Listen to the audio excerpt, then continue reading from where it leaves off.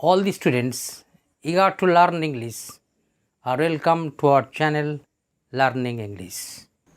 Today's lesson, but used as a negative relative pronoun.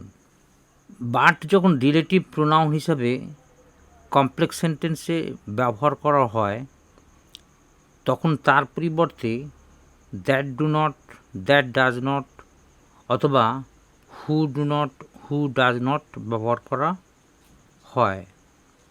এতে বাক্যের অর্থের কোনো পরিবর্তন হয় না, সেই জন্য এই বাটকে নেগেটিভ রিলেটিভ প্রোনাউন বলা হয়।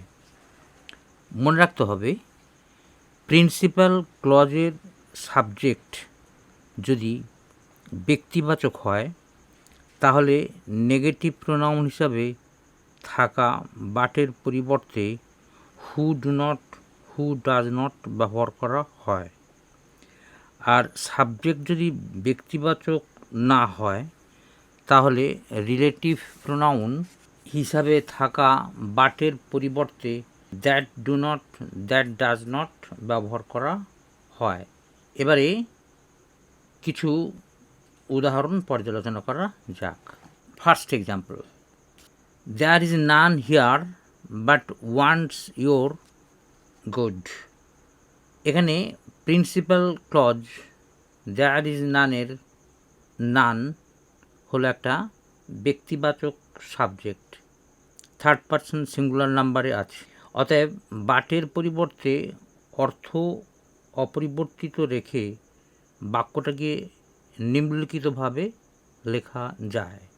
দেয়ার is none who does not want your good. দুটি বাক্যের অর্থ হলো, এখানে এমন কেহ নেই যে তোমার মঙ্গল চায় না। এবারে second example, in some cities of America there are few men but own a car. এখানে এই এ ফিউ মেন একটি ব্যক্তিবাচক থার্ড পারসন প্লুরাল নাম্বারের সাবজেক্ট। অতএব বাটের পরিবর্তে অর্থ অপরিবর্তিত রেখে বাক্যটিকে নিম্নলিখিতভাবে লেখা যায়। In some cities of America there are few men who do not own a কার।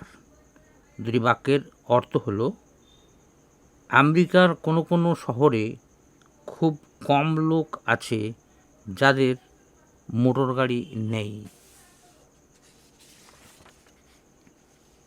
এবারে third example, there are few birds but fly.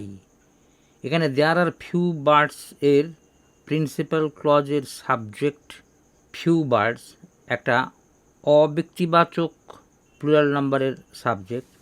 অতএব বাটের পরিবর্তে অর্থ অপরিবর্তিত রেখে বাক্যটিকে নিম্নলিখিতভাবে লেখা যায়। There are few birds that do not fly. এই উভয় বাক্যের অর্থ হলো, খুব কম পাখি আছে যারা ওড়ে না। Fourth example, show me a man but wants to be rich. এখানে শো মি এ ম্যান এই প্রিন্সিপাল ক্লজের সাবজেক্টে ম্যান ব্যক্তিবাচক এবং থার্ড পারসন সিঙ্গুলার নাম্বার হওয়ায় বাট বর্জিত বাক্যটির রূপ হবে show me a man who does not want to be rich. দুটি বাক্যের একই অর্থটি হলো, এমন একটি মানুষ দেখাও যে ধনী হতে চায় না। Fifth example, there are few trees in Siberia but shed their leaves in winter. প্রদত্ত বাক্যের প্রিন্সিপাল ক্লজের মধ্যে থাকা ফিউ ট্রিজ একটা অব্যক্তিবাচক প্লুরাল নাম্বারের সাবজেক্ট। অতএব বাটের পরিবর্তে অর্থ অপরিবর্তিত রেখে বাক্যটিকে নিম্নলিখিতভাবে লেখা যায়। There are few trees in Siberia that do not shed their leaves in winter. দুটি বাক্যের অর্থ হলো সাইবেরিয়ায় কম গাছ আছে, শীতে যাদের পাতা ঝরে না। 6th example, there is no mother but loves his child. এখানে প্রদত্ত বাক্যের প্রিন্সিপাল ক্লজের সাবজেক্ট মাদার ব্যক্তিবাচক এবং থার্ড পারসন সিঙ্গুলার নাম্বার, অতএব বাটকে অ্যাভয়েড করে এবং বাক্যের অর্থকে অপরিবর্তিত রেখে নিম্নলিখিতভাবে লেখা যায়। There is no mother who does not love her child. দুটি বাক্যের অর্থ হলো এমন কোনো মা নেই যিনি তার সন্তানকে ভালোবাসেন না। 7th example, there is none but loves flowers.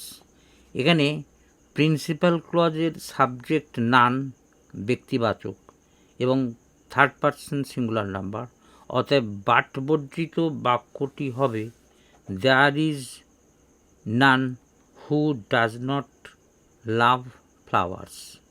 অর্থ হলো এমন কোনো মানুষ নেই যে ফুল ভালোবাসে না।